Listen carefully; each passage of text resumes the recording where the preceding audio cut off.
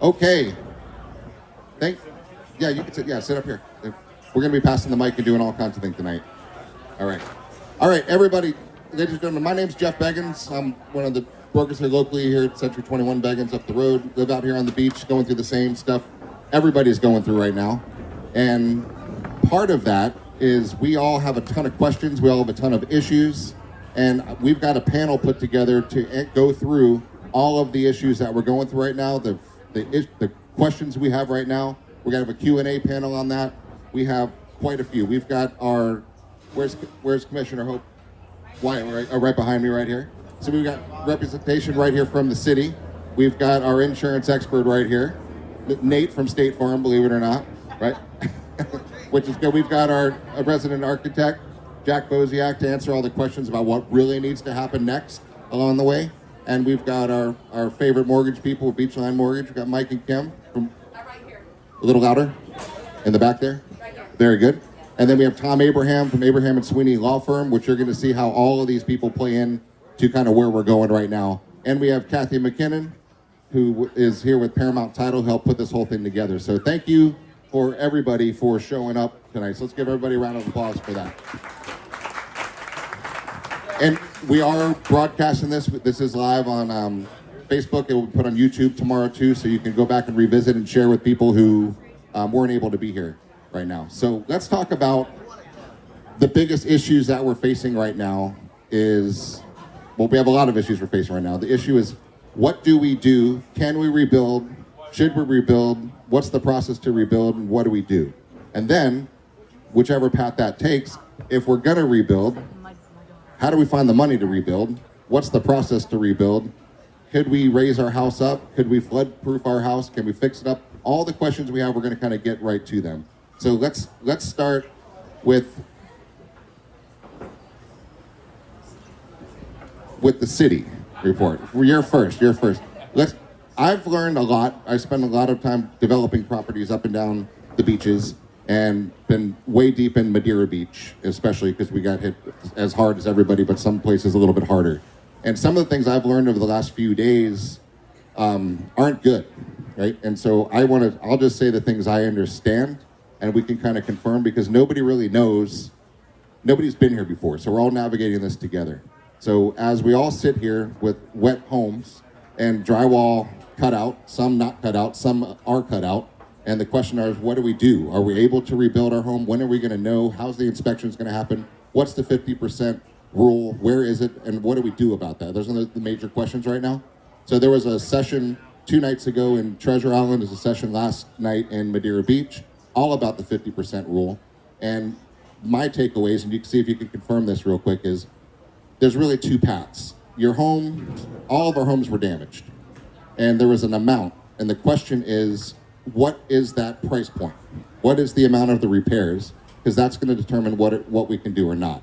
And there's a lot of myths out there. If I have a free and clear home and I don't have flood insurance, I don't need to pay attention to any of this stuff. I'm just going to fix my house. Myth? Yes, right? Because the cities did what the cities are supposed to do, and they did the things to try to help us all. And when they went to their FEMA rules back and forth, FEMA says, hey, if you guys get hurt, we're here to protect you. We're going to come clean up. We're going to reimburse your... Back in the back, can't hear, I can't. I can talk a little louder, but not a whole lot louder. Is that better? So, or adjust the mic a little bit. What's that? Keep talking. Is that a little better? It's okay? Okay, good.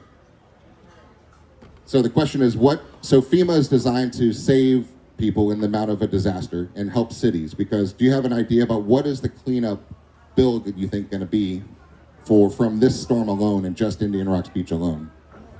Millions and millions and millions of dollars. Does the city just sitting on millions and millions and millions of dollars? Not exactly, right? So what they did was they said, all right, FEMA, we want you here. And this is important to know, because a lot of times the cities are getting a bad rap, and it's not their fault for a lot of the delays that are coming. So FEMA said, I'll be there to protect you. We'll be there to clean up. We'll be there to reimburse you. But we want a couple things in return. So one of the things in return is, when you do have a damage, you have to follow these processes. Anything over $500 needs to get a permit. Everything needs to be inspected, right? We have to go through the inspections on every single property. They've got to go check this list. And if you don't do the right things on that checklist, guess what happens? They don't pay the millions and millions and millions of dollars, and you're left cold on the side of the road, and then everyone's property taxes are going to go crazy because we don't have the money to afford it. So the FEMA is a necessary evil. The deals were made. It's not able to be unmade for this particular storm that we're in, so we all have to together figure out what we're going to do. We're in it, right? And we have to deal with what we have to deal with. Does that make sense? So nobody can change what happened. Now, I guess the commissions are all going to have decisions to make whether to stay with the FEMA protections going forward, right? And there's pros and cons to all that, but that's not what we'll talk about here tonight. But right now, we're in a situation where we got these impacts, and we have to do what we have to do. You've got the 50% rule that we have to deal with here, and let's talk about that specifically for a couple seconds, from an insurance perspective, from a repair perspective, and from a contractor perspective, what's going to happen there. So do you want to say a few words about how that is coming into place? She says, oh good, a phone call came in, I don't have to answer that question. I know somebody might be telling me what to say. No, I think that you. Oops, there we go. Can you come over here? Yeah. Plug you back in.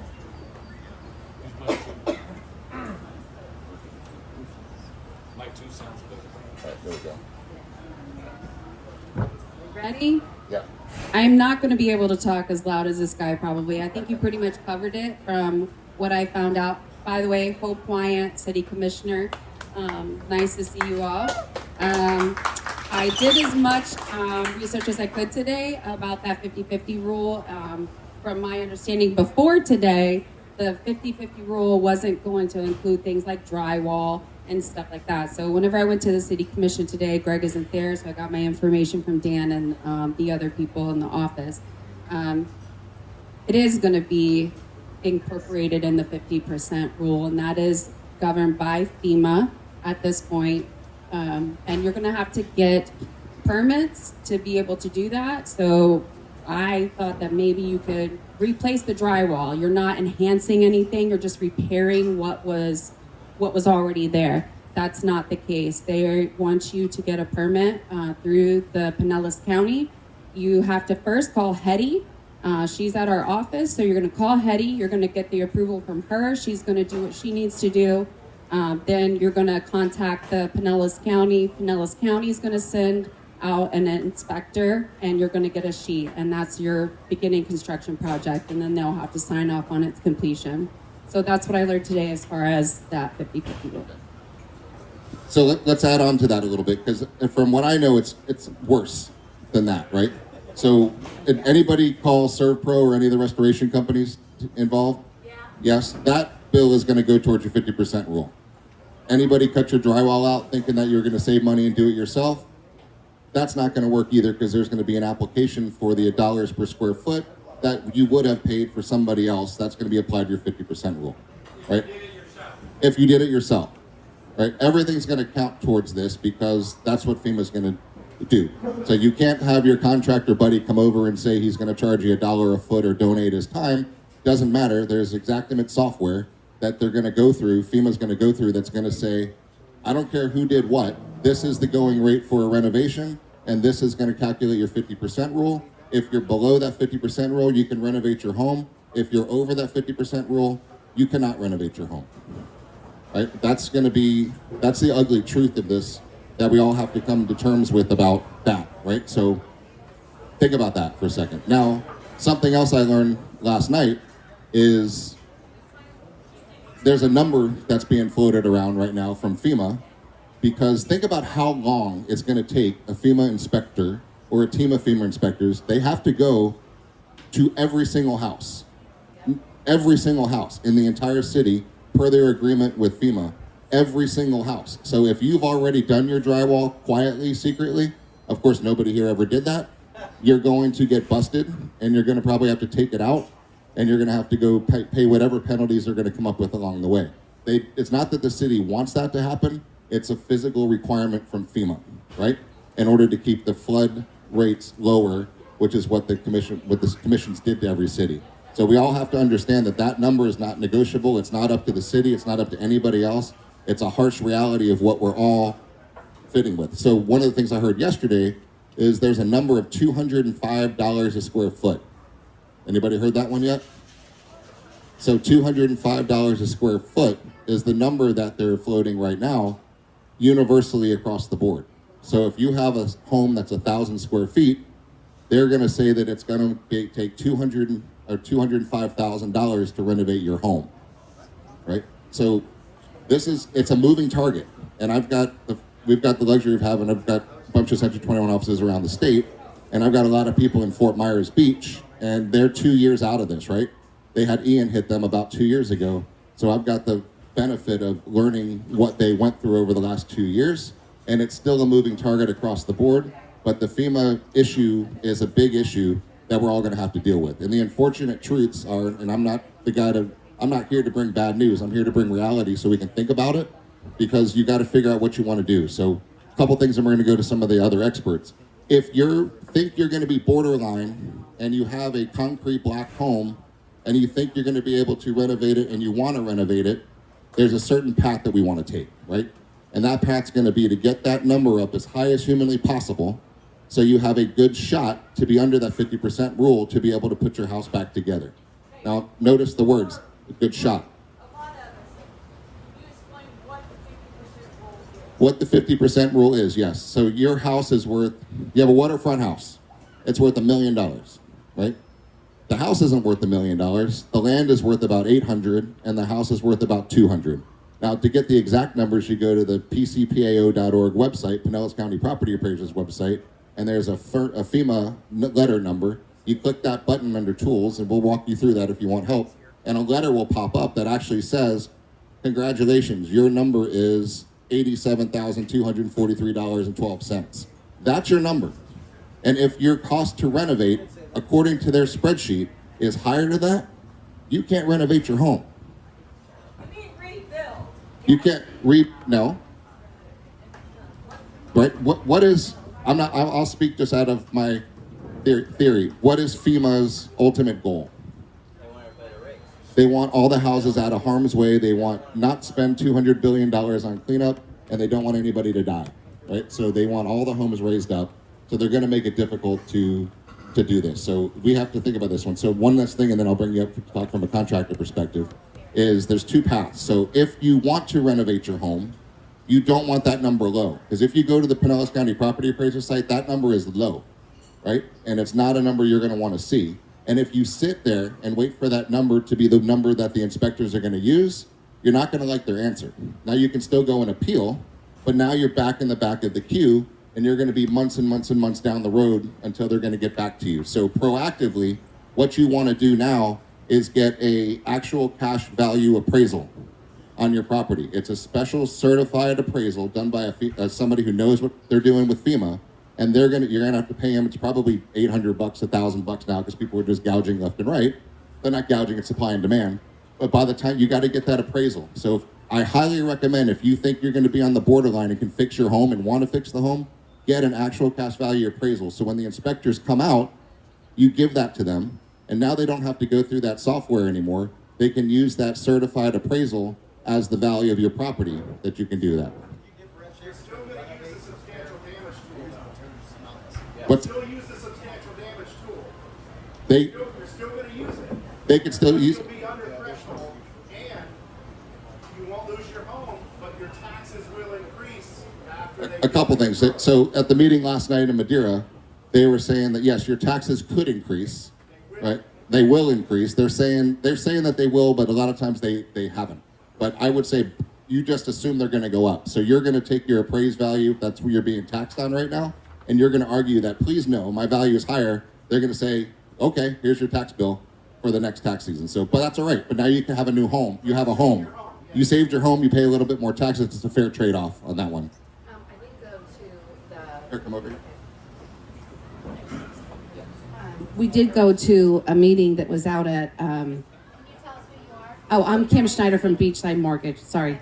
But I went to a meeting where Mike Tweedy spoke from the Pinellas County Appraiser's Office, okay? And there is a thing called Save Our Homes, and it's a calamity provision that's inside this that doesn't necessarily make you raise your property taxes just because you renovate.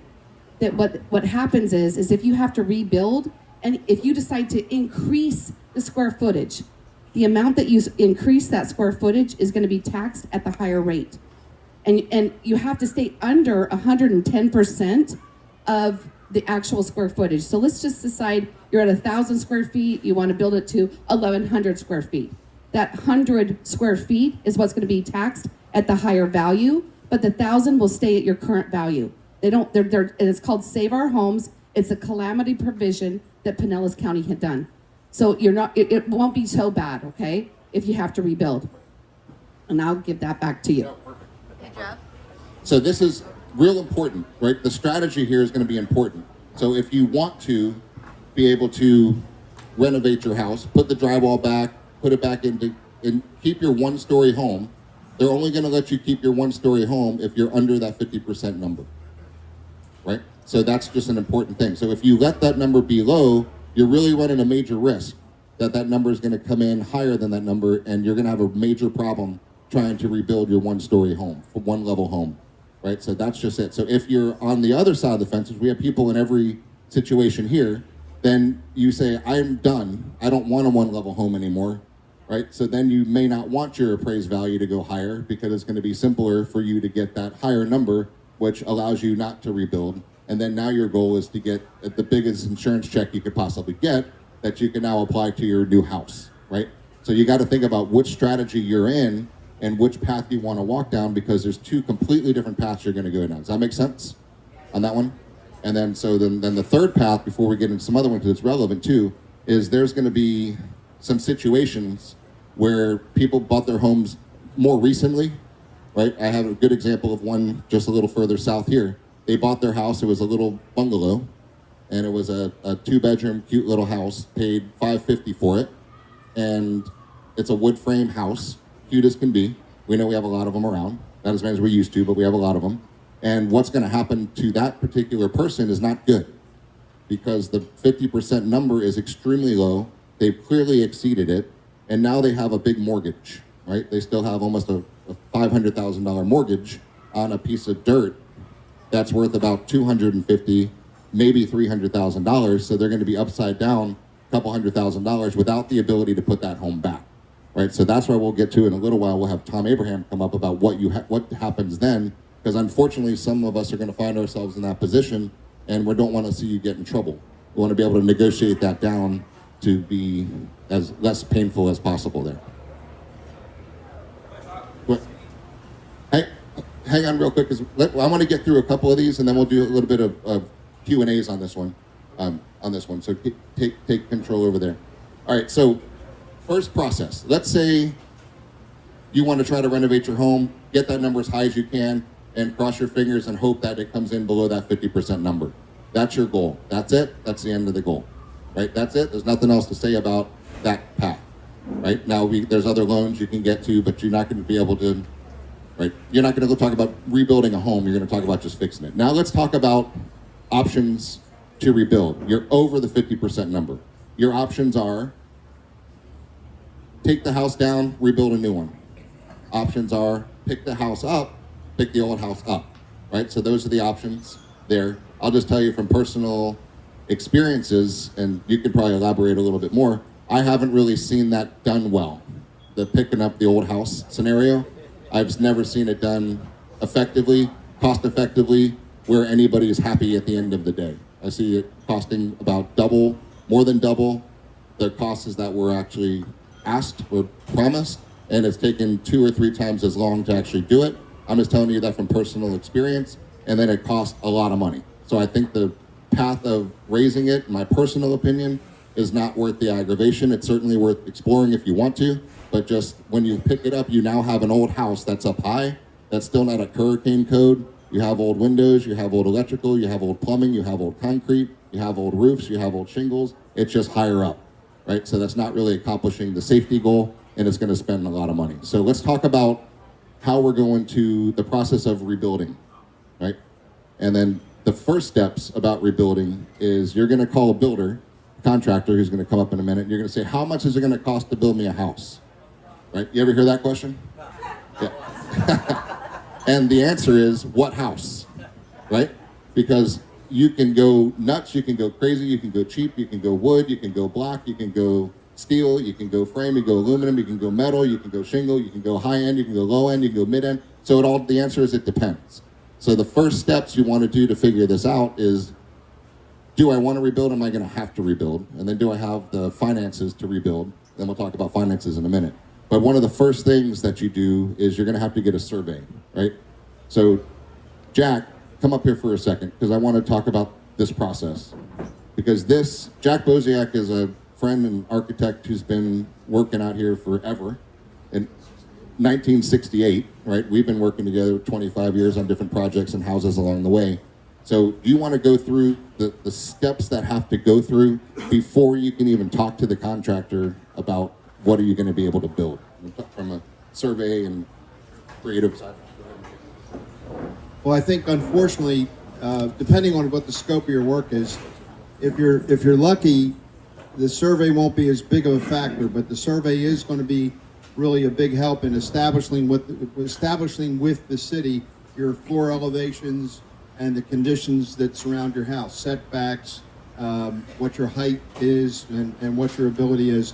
I think one of the key elements, though, that Jeff mentioned that I would encourage everybody in here to do first is to get a realistic idea of what is in the tax assessor's office for your value. That little move of going in there and pushing the button that says, FEMA balance is really important, because you can't beat that. That is a really tough one to beat if you happen to be. Some jurisdictions do not allow you to exceed that under any circumstances. There are varying degrees of levels of enforcement that the certain cities take. Some are more lenient, some are not.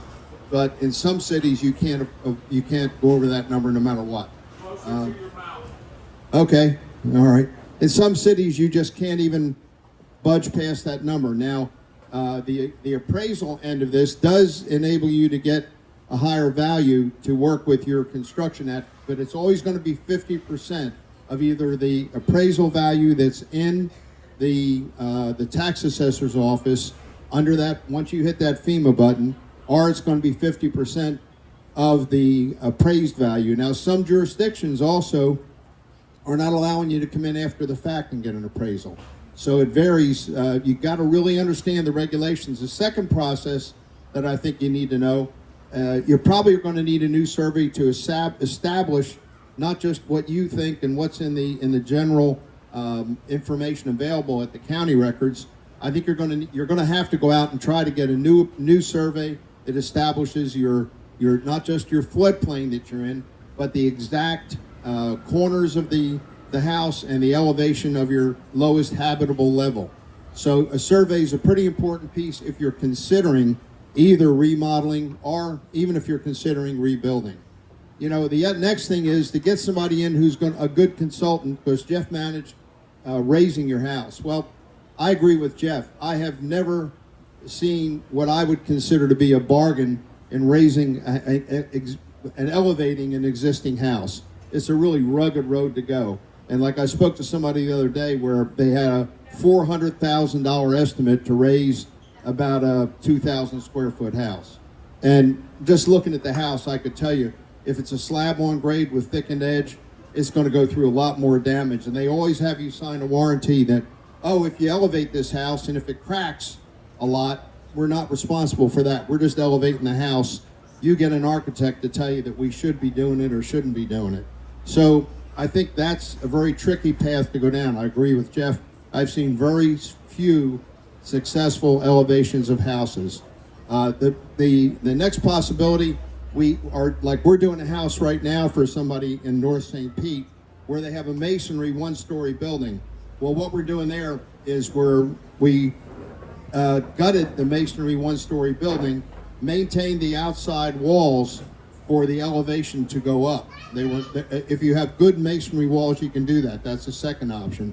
But to go through the process, which I'm supposed to really tell you about, first thing is get a survey. Second thing is be sure that you properly evaluate with a contractor you can trust. And that's a really important thing is, when I'll tell you a quick story about one from the Fort Myers hurricane. I developed a property and designed a property on the north end of Boca Grande 42 years ago. And it's a bunch of townhouses. And the people, as usual, when you have a hurricane area like this, you're going to get a lot of out-of-town contractors coming in. Check them out really close. These people had 40 units down there. They brought in an outside contractor from Michigan. The guy got $1.6 million from their insurance company. 3 weeks later, he disappeared. So make sure that if you go to somebody coming in from out of town, especially, you check them out really closely. They're here for a reason, to make a lot of money quick. The second thing that happened to them was they said, well, we're going to put the roofs on, the metal roofs on, the 40 units, and at least we're going to dry everything in. They did that. Second thing that happened to them was the building official came out and said to the contractor, would you read to me what it says on this box? And the contractor read it. It said, do not use within 1,500 foot of salt water. So the $2.2 million worth of roofs came off. So be very careful, especially if it's an out-of-town, quick run-into-town contractor. Make sure you know their credentials and check them out. But the process to me would be get your surveyor. Okay. What I would follow is get your survey in place. Try to make a decision on what you're trying to accomplish. Are you trying to save the home? Are you trying to save the shell? Are you trying to, remodel what's there? Do you need a new appraisal? But get a good grip on those items that Jeff has mentioned. And then you try to get with a contractor that's willing to sit down with you and give you a realistic grip on the scope of, you can't just throw a square foot price out. If it's a remodel, are the interior walls staying? Are you tearing all the drywall out? Get a good look from somebody, a contractor that you trust, to give you a scope of work, what he feels you need to do in order to get your home, if you're trying to get it back into habitable space. If you're trying to elevate the building, and by elevate it, I don't mean move up what's there, but you're trying to tear down and either take the building, a new building up above floodplain. That's probably, you're going to hear from everybody, that's probably the best thing to do possibly as far as FEMA's concerned, everybody. But it is theoretically the best, but that's the most expensive way to go. So I would say once you get some word from a contractor you trust, if you can employ a design professional to come in and assess what you have. Now let me give you one little trigger. There are a couple architects here, but there's another architect here whose family's been in practice here for quite some time. Get one of the guys that knows the local, what's going on in your locality. You can, okay. The cost factor, you're going to get costs that are all over the range, and that is, the scope of work has a lot to do with that. But what I was saying to you was, make sure that if you get with a design professional, you're going to need a good plan to base your price on, and make sure the job follows the plans. The process with the city, I would encourage you to get a plan in once you make a decision as quickly as possible, because the cities are so bogged down and so confused. Some of them are doing great. I know the people that are handling this, Hetty, and the people here that are handling as we do couldn't be better. They make decisions and move on, but I won't name names, but there are cities that are really good about processing a lot of the smaller stuff and getting it on the way. The larger stuff, there are cities that even on the small stuff, you would be there forever. Luckily, you're not in one of those towns. But I would say at that point, get with a reputable contractor, try to assess the value. If you have questions, don't get bullied into signing a contract and moving on. Make sure you understand everything. If you don't understand the plans that you're looking at or the prices you're looking at, I would encourage you to get somebody that that can interpret stuff for you. And that's really the process. Then once you get in the design process with your architect that you select, timing is the big factor. Get in as quickly as you can. Don't get with somebody that's going to be 2 years putting your plans together.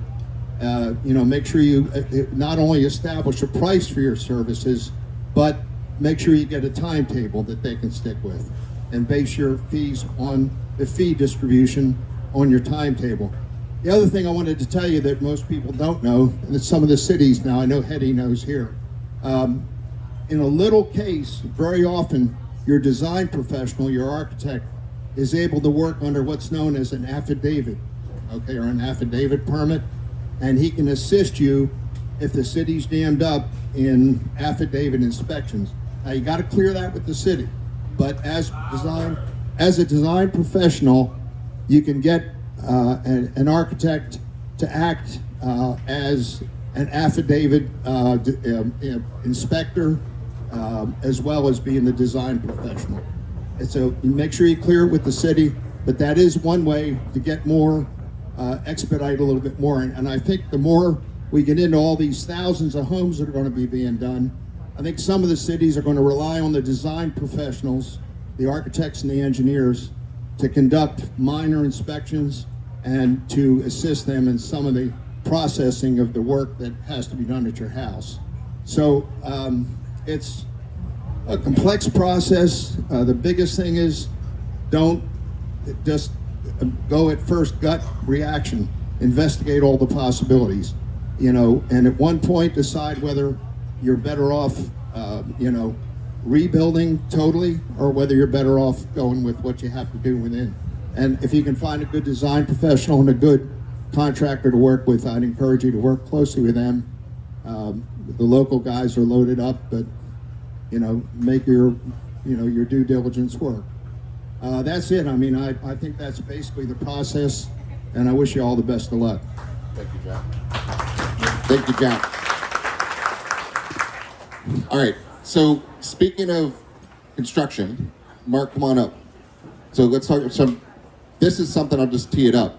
You've got builders saying, "Oh, I can build for $300 a foot. I can build for $400 a foot. I can build for $600 or $200. Oh, well, this guy said $200. I'm going to go with him." Let's talk about how everything goes across the spectrum, and how you got to look at what it is and what was not included and what is included. So you got to watch out, because this is for community looking after community, and to making sure nobody gets screwed or gets ripped off. So let's talk about that, and introduce yourself and tell everybody what's going on. You guys are great. All right, my name is Mark Alexson. I own Alexson Construction and Custom Kitchen, Bath and Beyond. So we do a lot of construction in the area. Not only am I a local contractor, I'm also one of your neighbors.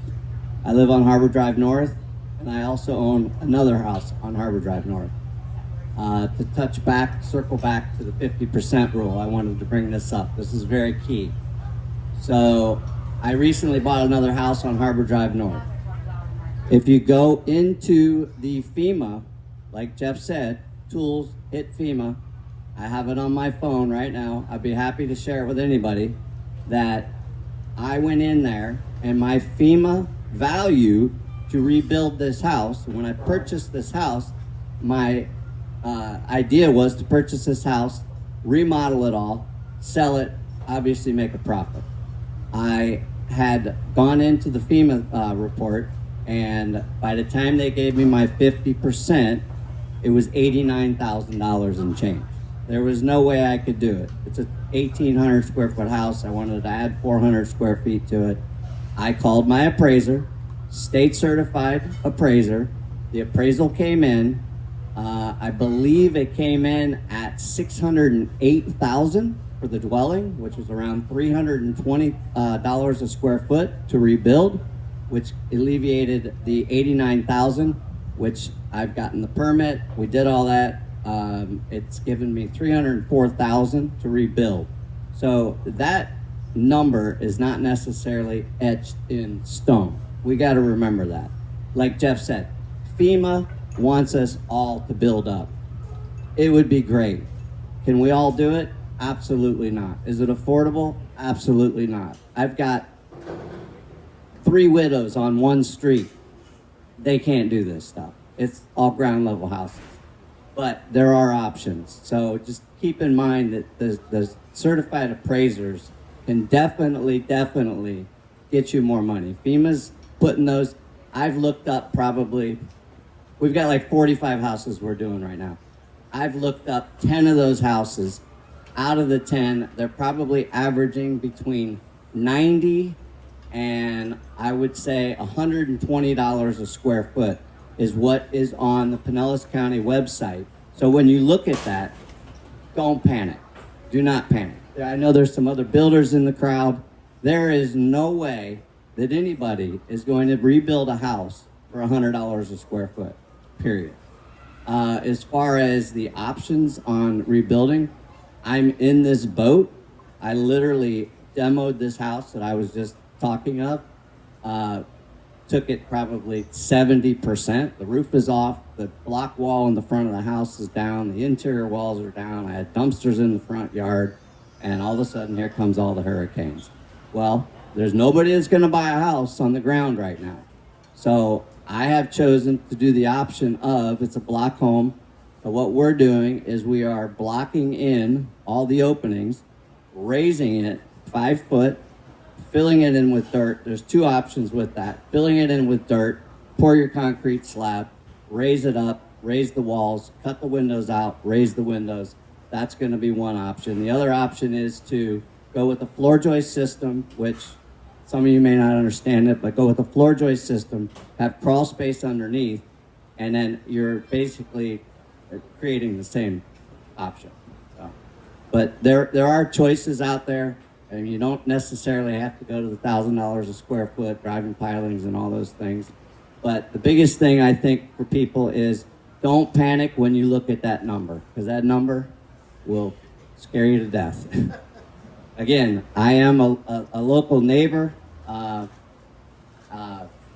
Our store, we're actually offering, by the way, 30 to 20% off anybody, flood victims, cabinets, flooring, anything like that. If you've got any questions as far as anything with construction, there's several of us around. I'd be more than happy to help. Thank you. Name and number. What's that? Alex in Construction, and we also own Custom Kitchen and Bath. We're right over the bridge at Hammock Hardware. If you know where Hammock Hardware is at, we're right in the same plaza. One thing we're going to do, just so you guys know, right after this, at this table, there's a piece of paper that says, I wanted more information on insurance or architect or contractor designs or value, whatever it is. And then we're going to make sure that you get to everybody. Bob's going to be doing it, and Chris and Sarah. So right here at the front. So anybody who wants to be followed up, I'm sure everyone will hang around to answer questions too. But if you want to stick around afterwards, you can do that too. Mark, one other thing. If you're going to renovate, please, please, please, can I emphasize enough? I can't. Get an appraisal. If you want to, just get an appraisal no matter what. Because you have to do that. Independent. Grab the mic. You guys, the biggest thing right now too, patience is key. Nothing's going to get done tomorrow. We all have to test our patience right now. We're all in this together. We will all be back one day. It's going to take time. We're all here. I haven't even demoed my own house yet. I haven't even had the courage to go in and do it. But we will all get back. It's just going to take a lot of time. We don't even know with Pinellas County. I mean, Hetty's great. Hetty's getting everything out. Everybody knows Hetty in Indian Rocks Beach. Pinellas County has no clue what's going on. And who knows how long it's going to take. But patience is very key right now. Patience is difficult because the way it's set up is you can't put drywall in until you get an inspection done. And the question is, when's my inspection going to get done? The answer is, I don't know. And then, can I speed up? No. It's going to get done whenever it's going to get done. Well, when is that? I don't know. Right? When can I get a permit to do anything? I don't know. After you get your inspection. Well, when's that? I don't know.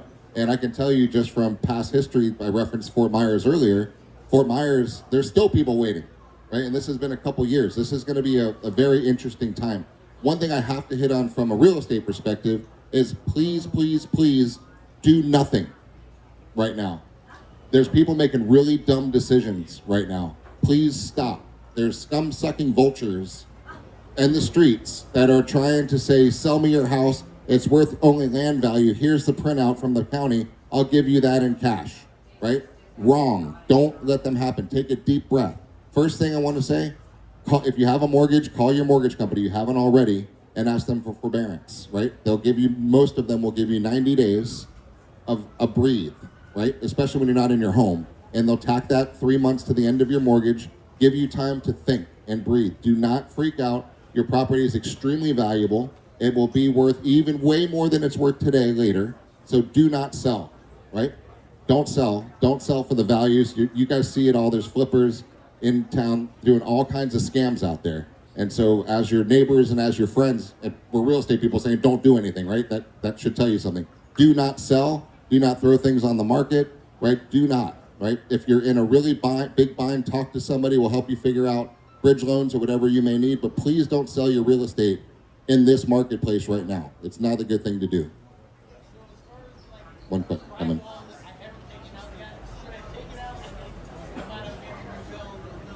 The question is, I haven't even taken my drywall out yet. Should I? Right? So the question is, yes, you should. You have to get a demo permit. You can say, screw that, I don't want to get a demo permit. You have to get a demo permit. You can do it now and get a demo permit later, but you have to get a demo permit no matter what you do, or else it's going to come back and bite you. And please resist the urge. Yeah, really quick. Sorry. Please resist the urge to do the work before that. Really quick, Indian Rocks Beach is saying you do not need a demo permit right now. Again, this situation is evolving. Everyone's still learning new things. And every individual city is a little bit different, right? The FEMA contracts are different. What they're learning is different. So keep that in mind. It's an ever-evolving process. So be aware of that. But again, don't put drywall back up until you have the permit. Yeah. Take it. The answer, yes, take it out, because you don't want that drywall wicking up moisture and getting moldy and getting worse on that one. Take pictures along the way as you demo it out. But you can't fix anything, guys. If you do, I'm telling you, FEMA is going to come back and bite you. If you try to sneak in the middle of the night with Home Depot drywall and your buddy, the contractor, is going to help you put it up on Sunday morning, you're wasting your time and money. They're going to get you, and you're going to have to take it down, and it's going to cost you a lot more money. So I know it sucks, right? It's really, really not fun, but that's the reality. And it's not the city. This is not the city. This is federal government FEMA mandate on what they force the city to do. So I know the city gets a bad rap for why can't I do this, but it is not the city, and it's not even the county. It's the FEMA requirements that are in place right now on this. FEMA came out and inspected. Can I now start putting it back together, or do they send somebody else? FEMA came out and inspected. Can I now start putting it back together? No. Because FEMA is not a permit issuing entity, right? FEMA's here for FEMA. And FEMA's here to make sure, see the damage, assess the value, and see if they can get you not to rebuild your home, right? Let's just call it really what it is. That's what FEMA's job is. Now, you're going to get the county is going to have to give an inspection to say that was demoed properly, and now you're going to put your drywall back. But I've got to come see it when you do your drywall. Did you use stainless steel screws? Did you have to replace some of the outlets? Did you replace the outlets? What kind of wires did you use to replace the outlets? All that stuff is going to be and it's for your safety. We've all seen houses catch on fire, and they're doing it to make sure it all gets done right on that one. If your outlets were underwater at all, and they will make you tear all that new drywall out. If your electrical outlets were underwater and you tried to sneak your drywall back in, they're going to not only make you take your drywall out, you're going to have to take the electrical outlets out and rewire it, get an electrician, and get another permit. Right? It's fire hazard on this one. So, I know this is not fun. It's different than our past floods. We've had floods before, we've had issues before, and we were able to kind of go put it back, our lives back together. This is a catastrophic disaster that we're in a whole separate rule that the federal government is now in charge of. It's not us. It's not the city. Said that we can hire an independent appraiser Yes. inspector. If we do that and they say it's okay and they inspect it along the way, is that okay? Now, the question is, there's two different things. You're going to hire an independent appraiser No, I'm sorry, for the value. I meant the designer. You've got to talk to Hetty at the city of Indian Rocks Beach and go get a permit to do it, to put your house back together. Now, from what I'm hearing, you don't have to pull your drywall out. That may be fluid, that may change, but I haven't heard that in other cities. But people are doing it, and like the further south cities are like, if you did it, no problem, just come in and tell us you did it. And the reason why they're doing this, guys, is because they made the deal with FEMA. I can't stress this enough. FEMA is forcing this issue, not the city, not the county. and they're forcing a house by house inspection. 100% of the homes in the city are going to be inspected. 100% of every single one of our homes will have an inspector at our home. Whether if you cleaned it up, they're going to bust you. And I know it's not fun, but that's the way. Independent inspector is not going to do much unless they're going to be able to go get a permit from the county, right? Because you got to, your role is to talk with a contractor, right? Who's going to talk to Hetty and go get a permit, right? Poor Hetty, right? She's gonna pull her hair out on this. I needed a new air conditioner. Is that gonna count towards my 50%? Need a new air conditioner, is that going to count towards my 50%? Everything's going to count towards your 50%. Remember what FEMA's goal is. They want that number to go high. If you hired ServPro and they gave you a $23,000 bill to dry your house out and they said, don't worry about it, we're going to bill your insurance company, that $23,000 is going to go towards your 50% rule. Right? You did your drywall yourself, too bad. They're going to bill you as if you hired labor to do that work, and that's going to go towards your 50% rule. Everything's going to go towards 50%. Is it what? The appraiser's not going to count towards that. It's work done on your home is going to count. Yes. Does it make sense to get an appraisal after you do some improvements? That way the value increases, you get more money. Does it make sense to hire the appraiser after you do your improvements? After you do your unpermitted improvements? Prior to. They're gonna the appraiser you're gonna hire is gonna appraise your home as if it was the condition it was before Helene hit, right? If you're adding square footage, that's a whole different. That's going to be a renovation permit. That's going to be a construction permit to add something new. Regardless of the appraisal, you probably do it after you get the addition, as long as it's within the FEMA guidelines. Yeah, that's going to be your additions has nothing to do with the 50%. And about your house the way it is and was.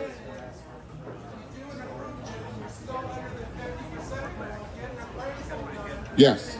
Yeah, so you're under the 50% rule. You legally get a permit to add on another bedroom. You can reappraise it, and then you'll get another 50% rule next year, another number next year. So you can do incremental improvements to your house along the way. You don't have to do it all at one time. Every year. Yes. Question? What can we do? So many of us lost appliances, but we want to live in our homes. I know.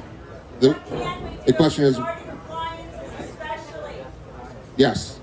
The question is, what can we do? We want to buy new appliances. We want to live in our home again, right? What can we do? You want to address that? Yeah.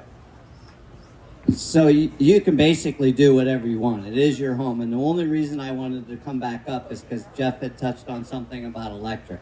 And that falls into that patience thing. Everybody wants to do this, and everybody wants to get back in their home. They're homeless. They're living in a tent, everything else. I get it. I'm in the same boat. I'm totally in the same boat. There's two things. If you Google it right now and find out what is the most sensitive metal to salt water, it will come up as copper. Two things. You don't change those wires out, and I'm just telling you guys this for safety reasons. You don't change those wires out. Eventually, that's going to eat through the paper. It's going to eat through everything. It's going to eat through the plastic coating and everything. 2 years later, your house is going to burn down, and you're going to be like, what the hell just happened to me? I just went through a flood 2 years ago. Now my house caught on fire. It will happen. The other thing is, I went to one guy's house, and he wanted me to board everything up. Can you start hanging drywall? 48% moisture level. Do not do it. It's patience, folks. You got to have patience in this situation. As far as your appliances and stuff, yes. If you get an electrician in there, they check everything. If you didn't have water over your devices and your devices don't need to be changed, you're fine. If you didn't have water over top of your wires, you're fine. If that water was over it, you don't want to plug anything in. You want to make sure that you get the electrician in there. If those wires need to be changed, we've done probably 8 houses at this point as far as the electrical stuff. Changing out wires, the ones we're hitting, the ones that already we know, have 30 inches of water in it. If you had 8 inches of water in it, you're fine. There might be one wire down low that needs to be changed or something, but do not do anything don't try to expedite things. But your appliances, order your appliances. If you only had 8 inches of water in your house, plug it in, you're going to be fine. You're going to be fine. But make sure you get the electrician there still. You want to make sure that, you know, your house is safe. Last thing you want to do is burn your house down because you wanted to move back in. You don't need a permit to do the electrical as long as you have. Oh yeah, no, you definitely need it. As long as you have a licensed electrician. Use it. What I'm sort of telling everybody, it's like we're all in this together. Meaning, Pinellas County hasn't issued one permit. So, as far as what you can do, you can't cover anything up. No. If you, Just changing the wires. if the electrician's going to be liable for that, the contractor you hire will be liable for that. I'm telling my customers that if you want to go ahead, we've changed some wires. Yes, we did, but I'm not covering anything up. I can't put drywall over it when I got new wiring and new devices until that gets done. And then, Opened up, it's okay. I mean, technically speaking, you're supposed to have a permit to change a front doorknob because it's structural, because it's inside to outside. We applied for one, so is that okay? If you applied for your permit, We applied for the permit, but then yeah. if we would have some electrical change, so we could get in there. I mean, technically speaking, you're not supposed to do any work in your house. They're as bad a shape as we are. They're probably worse than we are right now, to be honest. So just don't cover anything up. Do not cover anything up, whatever you do. Yeah. I think the official statement is you can't do anything without a permit, right? You can't even touch your house. You're not going to be able to do anything to your house without a permit. And I think you're getting the point. It's going to be a long time till you're going to get a permit for anything, because they're going to have to get through the city and evaluate every home and see the conditions of them before the poor Hetty is going to have time to approve an electrical permit that's going to stack up on her desk. So patience is going to be a big issue, and we've never had this before, guys. It's a whole different ballgame in this. Yes. Sure.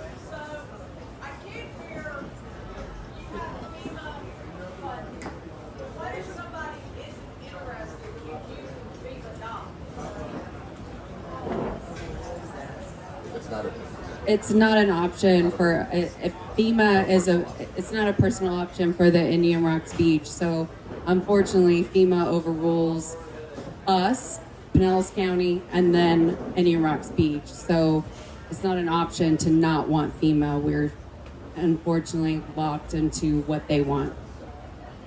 If you're in the city, you're in FEMA.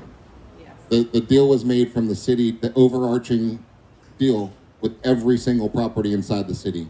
So even if you don't have flood insurance, if you own your home free and clear, you don't have flood insurance, you're still under the FEMA guidelines because you're in the city. And so it's the way it is. What do these green signs on the door mean that it's been inspected? What are the green signs versus the red signs? Do you want to address that? When people... Green versus the red. But I do know, I asked today, so that's the FEMA coming around and looking and inspecting your home, certifying that it has been flooded and is okay to enter. That's one of them, not being condemned.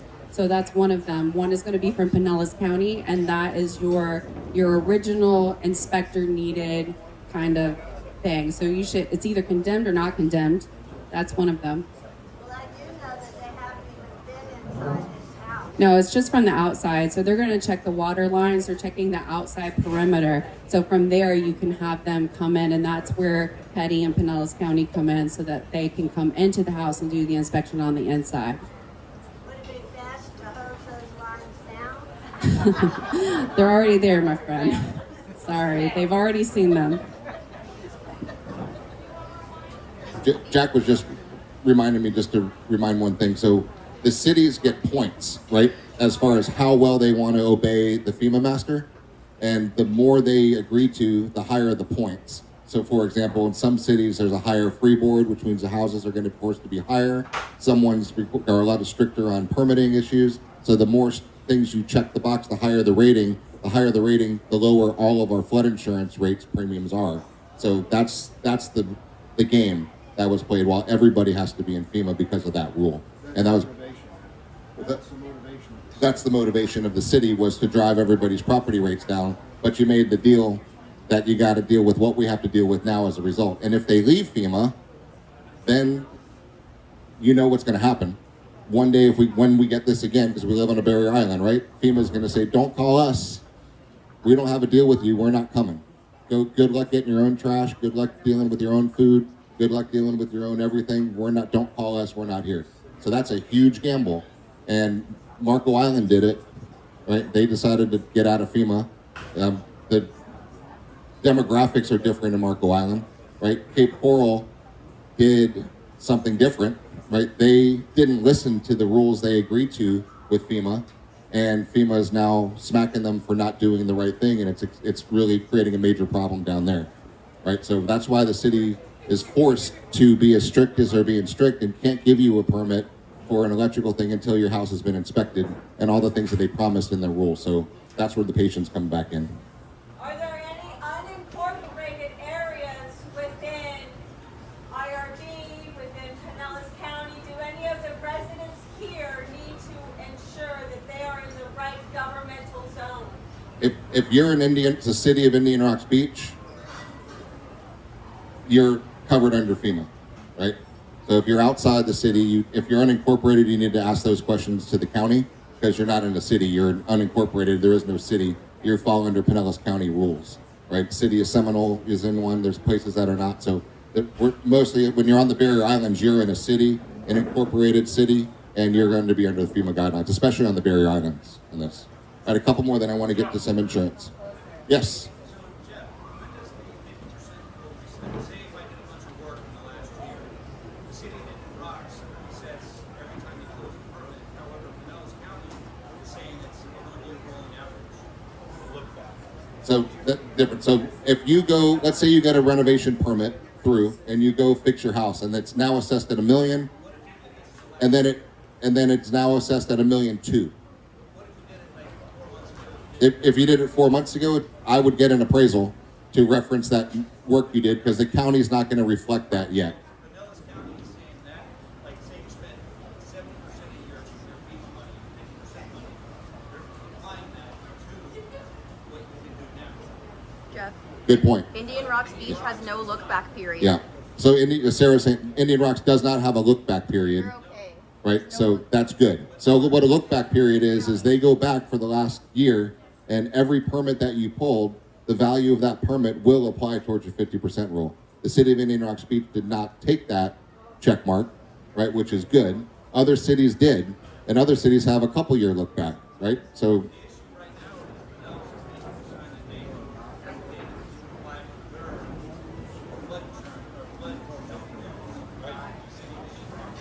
inside the city of Indian Rocks, yeah, So, because the county is overseeing the construction. Sarah? Just to clarify, so again, different cities, different regulations. If you're not in Indian Rocks Beach, it's going to be different. But in Indian Rocks Beach, for the last few years, our zoning department has gone through the county for a lot of our permits. There's things that have to stay in the city, like fences and different things like that. But a lot of our permitting in Indian Rocks Beach goes straight to the county. So like we said before, you have to get your approval from Hetty. Then you send Hetty's approval from Indian Rocks Beach to the county for all your permits. Yeah, so here the county's responsible for the building. The building department, Hetty, authorizes through Safe Built, right, and it runs through. So one last question, I want to get to some insurance stuff. In between the storms, Pinellas County inspectors, property appraisers, inspected our house. Did they post a determination on that, or is that just a cursory? He's saying the inspectors came to his house in between, after Helene, before Milton, they actually came to your house to inspect it, then that's good. You should get a letter from them of determining what the value is. And I don't know how long it's taking the county to do that. How long ago was that? You still don't have the letter? So patience is going to be the issue, guys. That's the overarching issue that we have going on right now. Are there differences between business and residential? Is there a difference between business and residential? Same process. FEMA's going to require the same thing. That's a good question. How are all these businesses able to open up? That's a question a lot of the businesses are going to have to answer later, right? As to how quickly they were able to miraculously get their walls back up. That's an issue they're gonna have to deal with, I think, later.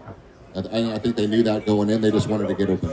We're glad they're open, and I know all of us wish we could go do the same thing, and some people have. I just want to make sure you know, as your neighbors, that you're taking a major risk on that. So please be careful, because I don't want to see you waste money. I've also seen people go buy a new air conditioning because they got flooded. They're doing some repairs that they got done, and then they get their 50% number, and it's over. And they're not allowed to do that, so they wasted all that money on those renovations, right? So you got to think where you are in your 50% rule. Think about your structure. If you've got one of the old bungalows, wood frame, crawl space houses, chances are you're not going to like the end of the story, right, on that one. If you've got a stronger, newer concrete block home, right, that's a little bit elevated and you didn't get as much water, you're probably going to like that story. And like they were just talking about, get that appraisal to raise that number up on there. Yes. So you were at Madeira. Yeah. What about St. Pete, who is actually giving out permits? What have they done differently from city to city to streamline the process to get permits out? City by city, larger municipalities have more staff is the answer. Oh no, right? It's Yeah. not a question of that. Yeah. It's so have they've made a deal with FEMA to go forward? No, they still have to. They may have made a special deal, but if they're in the FEMA guidelines, they made their deal with FEMA. Whatever their deal was is what they have to live up to. And it probably still was having to have the inspections done. So maybe they're giving those inspections faster. Maybe they have more staff to do those inspections, to check the demo permit. They can get the demo permits faster, right? And then the rebuild permits faster to put the drywall back up. It's all a question of staffing. And right now, I know Madeira and Treasure Island, they're working hard to get more staff because they're only able to do about 10, 15 houses a day. And there's thousands of homes that have to be seen. So you put that out, you're talking years of time to actually get to every home at the current pace. And there's no shortcut. You can't not do the inspection, right? So then if that's why you need to get in. A couple things on timing. You need to if you say you don't need the demo permit, but if you don't need a demo permit, that's great. But I would get your permits in with a contractor soon, right? Because you're gonna be on a big stack of paper. If you want to start building, I would get with an architect very soon, get with a contractor very soon, because how many homes a year do you typically see get built in Indian Rocks Beach? Yes. 10 homes in the whole city, brand new homes a year. You're about to see 1,000 have to get work done. And do you think there's going to be a shortage in washer and dryers and microwaves and electrical panels and wiring and roofing? Yes, you're going to see a big COVID-style problem of supply chain. And it's not just Indian Rocks Beach. It's everywhere from Marco Island all the way up through the Panhandle and all the way up the Carolina coast, too. It's tens of thousands of homes that we never expected to have to rebuild are going to have to be rebuilt. There's going to be big supply chains. So if you're one of the ones that wants to rebuild, really start this process quickly on that one. It's very important. Yes, question.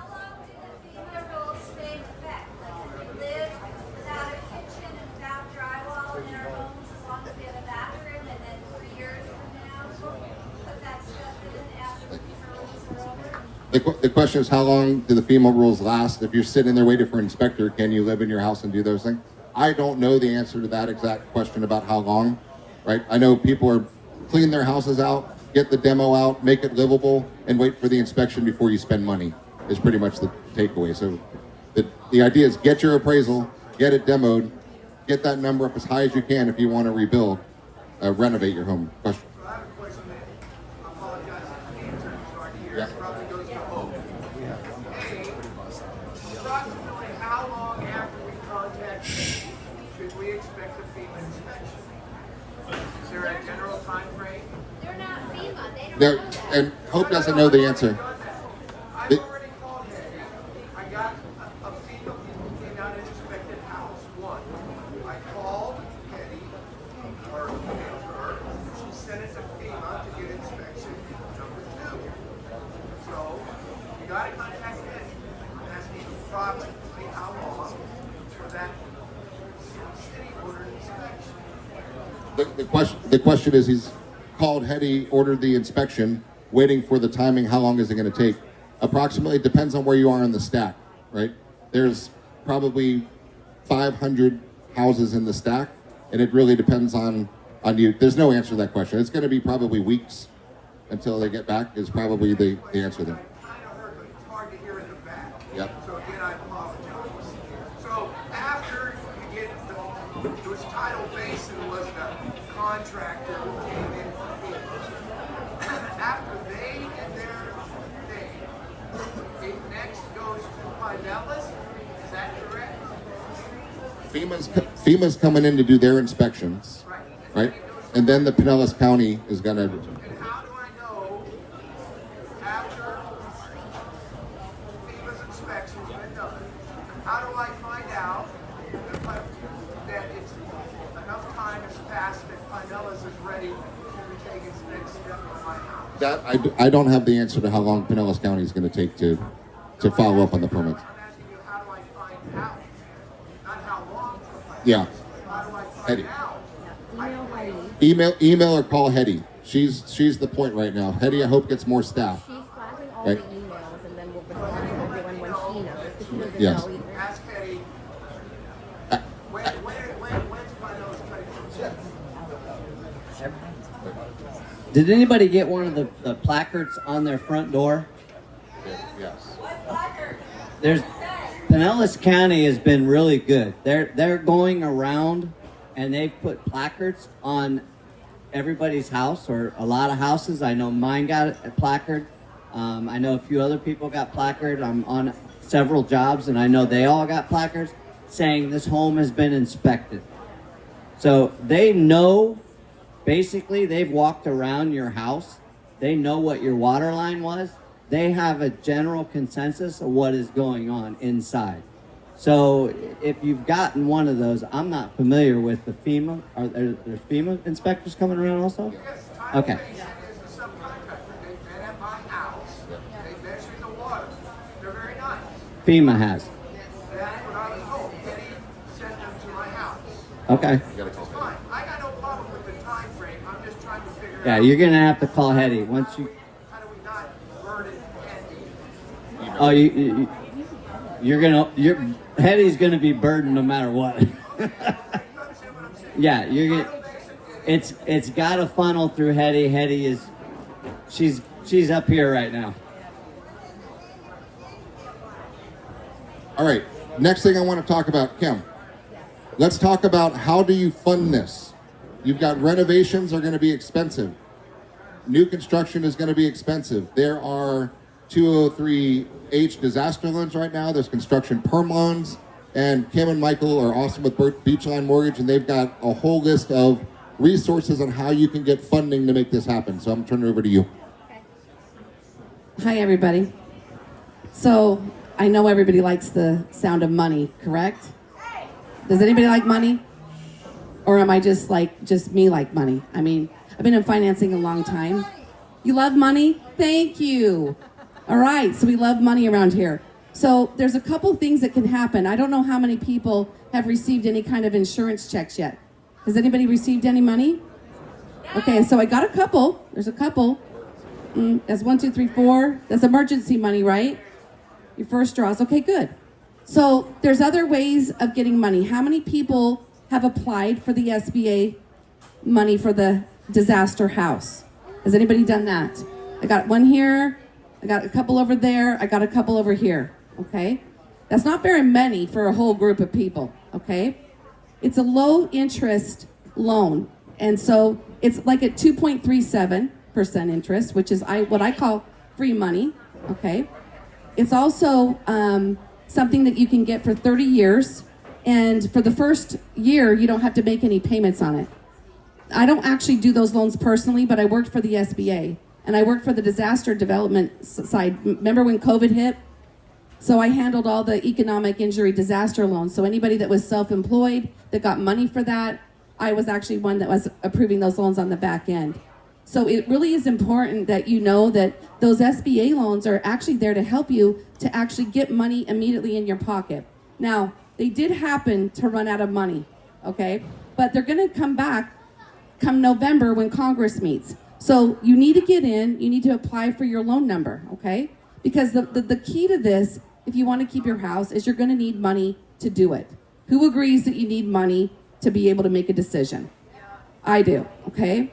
So that's what I think is the most important thing, is you think with all the revenues that you can get for doing that. So, because who knows, like I know that insurance is out there. Thank God we have some. Those that didn't though, I mean, what are they gonna do, correct? So you're gonna wanna try to figure out however other ways you can get those funds. So we also do other types of money. We do disaster loans. It's a section of the act that the Housing Department of Urban Development, it's called HUD, put together. It's called a 203H. It's just a section of the act. You're going to hear that. It's just a disaster loan. What it does is it actually gives you money to actually, one, if you want to go purchase a home to live in, because you might have to tear your home down and rebuild, where are you going to live? In an Airbnb for the next, 12 months? How expensive is Airbnb? Anybody living in one of those right now? I see a couple. Okay, good.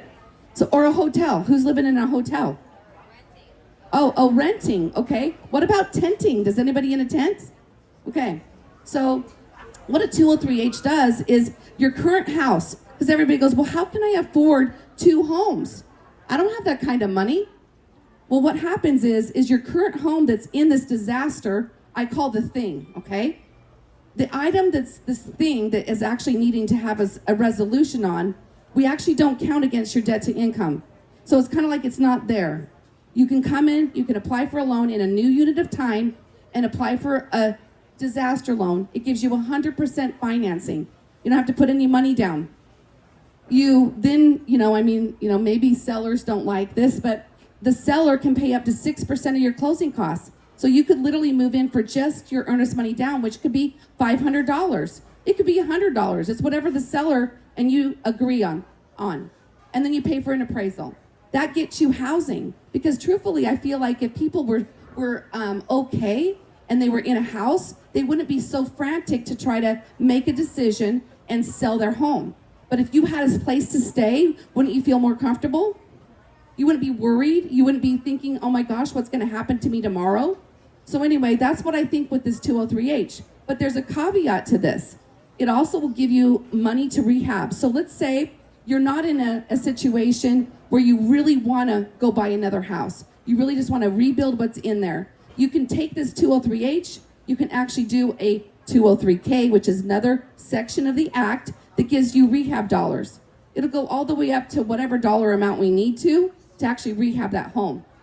So it kind of goes together so you can rebuild the house that you're in. That also includes money to build it up. So you don't have to wait for your insurance money or FEMA to pay you or whatever else. You could start to get this going. You also don't have to pay any kind of payments.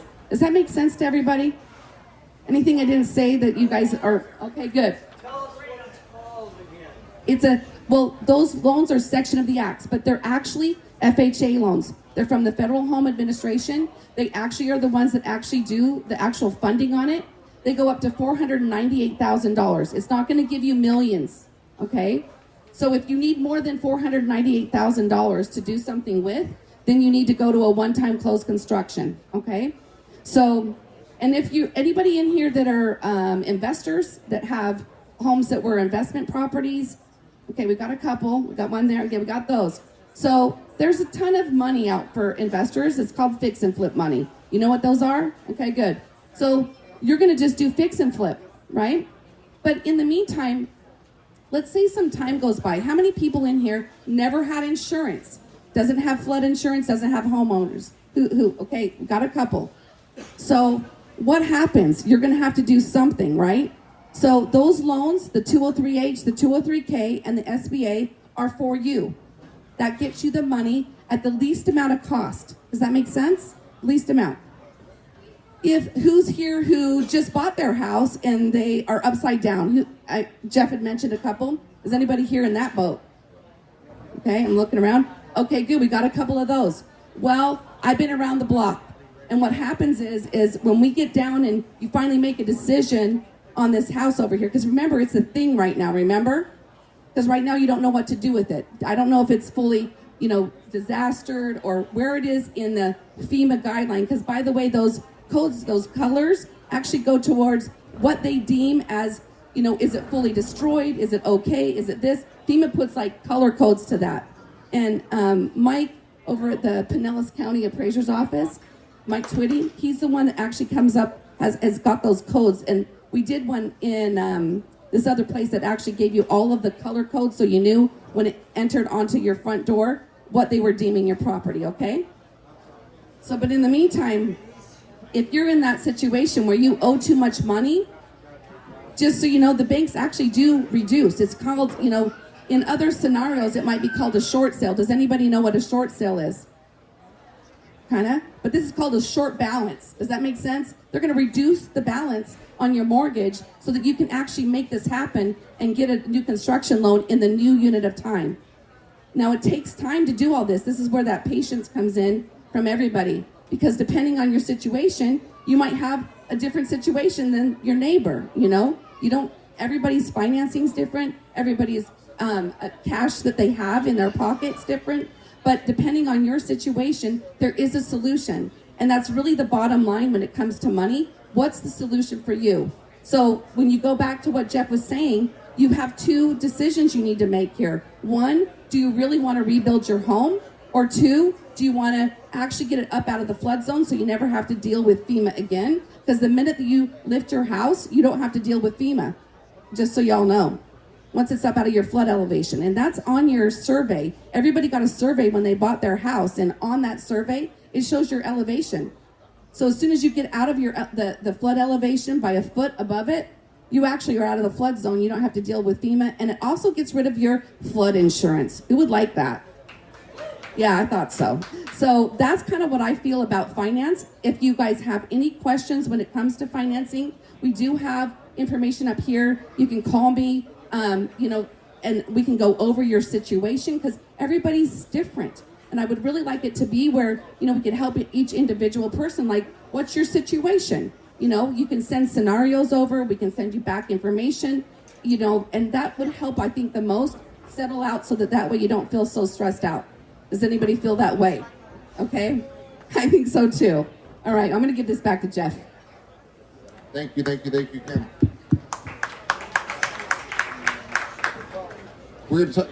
Tom Abraham's going to come up in a second. We're going to talk about when you are short on the finances. But I want to talk about another option that we have, right? So some of you know it's very expensive to build, and some of you don't want to sell to the vultures. Please remember, guys, do nothing right now without talking to somebody. What people are offering for your property is way too low. It is worth way more. And take a deep breath and do not react right now. Please promise me you're going to do that. Stop it. Even if you're done, over, you don't care, you just want out, don't do it, right? Let somebody guide you through. I don't care if you work with us or not. Call us as friends so we can see it. I've got people, give us your contracts. If these people are giving you a contract for your house, let us take a look at it. Don't want a penny from you, but to make sure. We stopped a couple of people from making really bad decisions recently because they get these offers from a company, and it's from an LLC, and it's closed in 30 days, all cash on an as-is contract. Sounds good on a highlight reel, but when we start digging in, the LLC was fake, right? It was not active. There's no proof of funds. They're really just trying to flip the house. So they'll get it under contract. Say, I'll give you $350 for your house, right? And I'll give it to you in 30 days, all cash as is. I don't want you to do anything. And then they're going to immediately go try to sell it to somebody else for $400,000, and they're going to take away your equity. And that's not right. We want your equity to be yours, so please don't do anything. There's people scavenging the neighborhoods, knocking on your doors. Have anybody had them come to your door or track you down yet? It's coming, and they're going to keep coming. So just say no is the answer, right? And then talk to us on that one. What we're doing with a lot of people too, if they don't have the ability to rebuild, you say, I don't want to do this anymore. It's too stressful, but I got a nice piece of property, but I don't have the money to build another house. We're actually partnering with people. If it's of interest, let us know. And if you have a low mortgage balance or a no mortgage balance on it, it's better, right? We'll actually come together, form a company. You contribute the land. We'll put up the money to build the house. We'll sell it at the end of the day, and you'll make a lot more than just selling your lot, right? So that's another option for you guys to talk about. I'm happy to talk and meet anytime to do that. We've got the funds available to do stuff, and it's better for you than just selling and getting out if you have the time and if you have the patience. But let's talk about some people that when you do get upside down, because the reality is there's going to be a lot of people that are going to end up finding themselves short, which means you owe more on the home than the land is worth. Because if your property gets deemed uninhabitable and you're not allowed to renovate it, you're stuck. And it is worth the land value only, less about 10 grand, which is what it costs to demo it and take it away, right? So when you find yourself in a position that that's the case, it's not a desperation situation. It's not a good situation, but there's ways out. Tom Abraham has a law firm. Abraham and Sweeney is a personal good friend of mine forever. We actually went to high school together, believe it or not. We're college roommates, so he knows where all the bodies are buried and the stories he's not allowed to tell. But I trust him implicitly. He's my real estate attorney, and he's helped people, thousands of them. You'll tell us the exact number, but tell us what their options are now, Tom. Thank you very much. So the options that we're talking about is what happens when you owe more than what your property will sell for, right? Simple calculation, simple math, right? When you cannot sell your property in the current condition it's in, and you can't cover what you owe the bank, that's the short sale. That means that we have to go to banks, and we go to them, and they're, oddly enough, they're reasonable when it comes to this, and we're able to tell them, this is the situation, this is the current value, and we can settle that debt with them, okay? So most banks, national chartered banks, Wells Fargo, Bank of America, JP Morgan Chase, they all have these programs. Credit unions have these programs. So many banks have these programs. They've dealt with it during the last recession. They understand what happens during storms, tornadoes, landslides, earthquakes. These things happen across the country. So they're aware of it, they understand it. Now, is that an option for you to jump to right now? No, because the first analysis is, what are you dealing with? Do you have insurance? What will your insurance cover? These are the questions that we've been talking about for the last hour or so. Then you've got to decide, do you have a mortgage? How do you want to deal with that mortgage? Do you have enough to cover that mortgage? If you don't, and you're running into issues, remember, it's several things have to go wrong in a way for you to get to the short sale, which means your insurance is not enough to cover what you owe, you're unable to rebuild, and your property will not obtain, if you sell it, enough for you to pay off your mortgage, okay? So the good thing about this is it's not a hopeless scenario. Lenders also give you sometimes up to 3% a relocation funding. So for anybody who's struggling and says, well, I'm going to sell it for whatever I can get and the bank gets all the money, like what do I do? Well, they offer up to 3% toward a borrower's relocation fund. So if you're selling for $300,000, they'll give you $9,000, up to $9,000 for you to be able to do the relocation, okay? Not everybody's in that scenario. Many people, no mortgage, low mortgage. Ideas such as this, where you're partnering with somebody to do something, get an answer or solution to your property, great idea. But all of it goes back to, when we're dealing with the legal, I'm a little early right now because many people don't need legal involvement at this point, okay? So you're just in the process of phase one. You're making your insurance claims, right? You're calling your lenders. So after that, it's a patience game. Having the patience, making sure that you don't need a lawyer and you'll get everything resolved. If you do get to the position that you're not able to get your property resolved through your insurance with your lender, then you need to reach out and get professional help when it comes to the legal side, okay?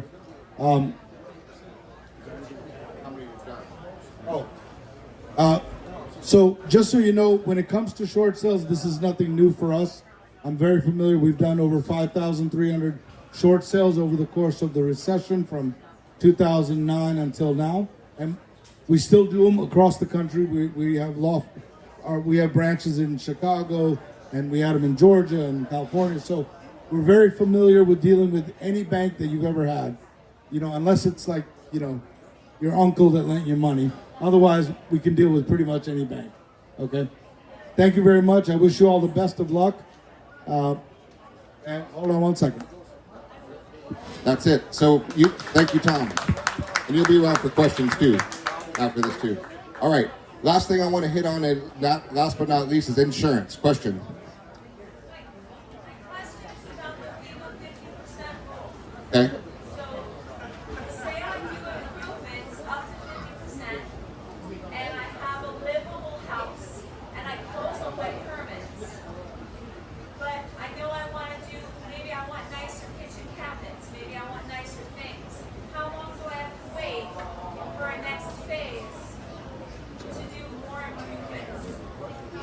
Does that make sense? Yes, that makes sense. So you fix your property, you get your money. It's a 1-year issue.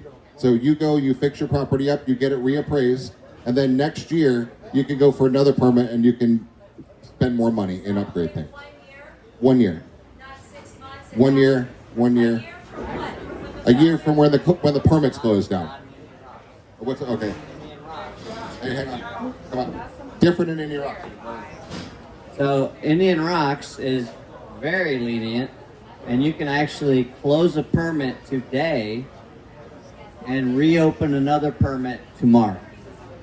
So let's just say that your house is valued, your dwelling is valued at $375,000. So that's $400,000.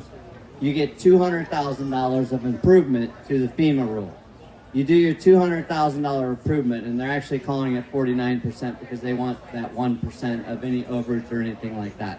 So you do your $190,000 or you do your $190,000 improvement, which obviously raises the value of your dwelling. You get a new appraisal the next day, and your value now of your home is $600,000. You got an additional $300,000 to do what you want to do. Does that answer your question? My concern is that between CertPro, the new air conditioner, I don't think I can put my house the way it was and stay under 50%. But if I can close my permits and the house is livable with some bad cabinets, Right. then Right. So, because, I got a mortgage, right? I mean, let's face it. You know, you can go buy yourself a $300 apartment refrigerator, or you can go buy yourself a $17,000 Sub-Zero. So, yeah, all that goes into consideration. So when the permits are closed, I can reopen it again. Yes, and then yes. But I have to get an appraisal in between. You would have to get it reappraised, yeah, at that point. Just because they're not going to be able to, not for appliances, but for the general everything.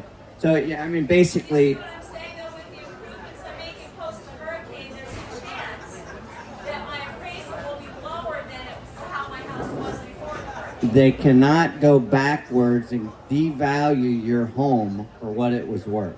They have to value your home at what it is going to cost to rebuild. And that's what I was saying earlier. Earlier, I was saying a lot of these people that I've looked up, it's been $90 to $120 a square foot. You cannot do an interior remodel for that, let alone build a new home. So it's more $250 to $320 is more the number. And I don't know how FEMA is going to respond to all this, but that's basically, in a nutshell. You're welcome. Very good. All right. You got a question over here? What is it? Yep.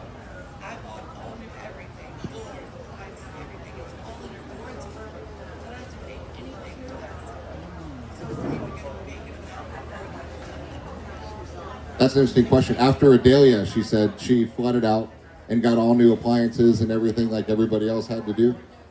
And there's warranties on everything. Is that going to apply towards the FEMA limit?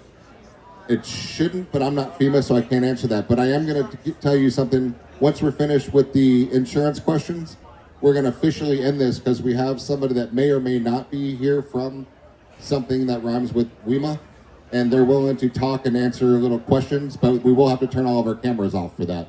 So we'll stop the broadcast and then have a little fireside chat in just a few minutes on that one. But what I want to talk about is insurance. Jared, adjustments, insurance here. And really, because you guys are getting bombarded with policies and plates and getting claims in there. So you've got two separate issues here. You've got the insurance companies saying, let's just run the route. And then you have the public adjusters that are saying, let's go work for you and see if we can beat up the insurance companies. You're the insurance broker. You're not an insurance company, right? So you're not the bad guy here. Yeah, you want to get the claims out too. So let's talk. It's going to be right here, in just a few minutes after this. So let's talk about the claim. What are you seeing? What the calls you're getting? What issues from, and any insurance questions you have. And then Jared's going to tell you when you should use a private adjuster, when you're getting the runaround, and what they can do to go get you more money. Right? That's their goal, and they're incentivized because they get paid a piece of the money they give you, and they're well worth it in a lot of people's opinions as well. So let's talk about the insurance questions you're getting, and then we'll have Jared follow up, and then we'll finish this officially, and may or may not have a fireside chat after that. Hey everyone, I'm Nate Coco with State Farm, just down the road. You probably drive by my office on Walsingham all the time. Just a little bit of stats. We've had about 115,000 claims just with State Farm from these two hurricanes, and that's just one company, right? So I know everyone was waiting for their cars to get towed, adjusters to come out, we're getting yelled at by everybody. Actually, our customers are pretty nice, but some people are not too patient. We appreciate your patience, and thanks for being so patient. We're all struggling and going through this together for the first time, and a lot of us have never had an experience like this where we've had to have so many claims and what if questions answered all at the same time. The claims world is a big gray area, as Jared would agree. It's a very big gray area where insurance companies they say they want to pay what they're due and what's reasonable and customary. And those numbers don't always match up with reality or with the person actually running the numbers. And I guess some red flags I would say to look out for right now is insurance companies are going to pay what's reasonable and customary for things, right? So if you decide to go if you decide to go do some work that is 3 times the price of to get this tree removed off your house, that doesn't mean the insurance company is always going to pay 3 times the price. They're going to want to justify what the actual reasonable and customary price is for something like that. And they do try to take into account what the prices surge to during storms as well. But it's not a perfect science, right? So I can answer any questions that you want within the realm of insurance. I'll do my best to help with the FEMA questions if you have any. Homeowners insurance, the difference between a flood versus wind and when a hurricane deductible. I'm sure you all are learning all this in a crash course right now because you're having to actually use your policies when a lot of people just buy these things and don't ever plan on using them. I will make one correction, and you all living on the beach don't need to know this, but ex-flood zones are still flood zones, right? There's no non-flood zones. There's just low-risk flood zones, right? My office, we're in Largo, actually, right by Hammock Hardware. We're really elevated, and we got flooded with about a ½ inch of water in my building, and we're in an ex-flood zone, right? So, and a lot of the houses around me did too as well, and I'm probably already over $50,000 just with the 1 inch of water. And I can't imagine what you guys are all going through with multiple feet of water in your properties and whatnot. So, does anybody have any questions for me, or maybe I'll let Jared talk a little bit about what's going on? Question right here in the front. Yep. So FEMA cover what private flood insurance doesn't cover? So I only really work with FEMA's insurance, right? I don't know a ton about all the 50% rule. That's kind of the FEMA. I write through the National Flood Insurance Program, which is through FEMA, and they're the ones that cover $250,000 for your dwelling and up to $100,000 for your personal property, and that's what I know mostly about.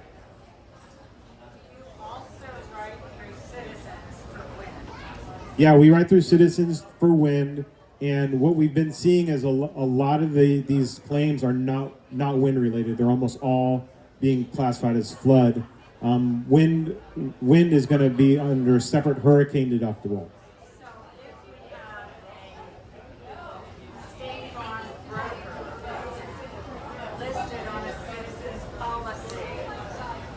The State Farm agent that sold you the Citizens policy is your agent, but Citizens is the company that's going to pay out the claim and adjust the claim and do everything. And we get involved. Citizens won't talk to me. They want me to talk Right. to my broker. My broker says he's no longer, the State Farm broker says he's no longer with Citizens, and he won't work with me on Citizens. So there might be some. Hopefully you're not with my office. All right, good. All right, because we are. I don't want to litigate. I really want somebody to get Right. State Farm on my roof. So State Farm is not going to come out. Citizens is your insurance company, and they're or right. But if you're if you want to come look, show me what you have. A lot of what's happening right now is people are in a depopulation process where they're being changed to a different insurance company from Citizens to a company like Slide. And okay, right. So the State Farm agent's role in this matter is to help you understand your coverages, but we don't make the claims decisions. Come talk to me after. Yeah. Perfect. All right. Any other questions for Nate? Yeah, come on up.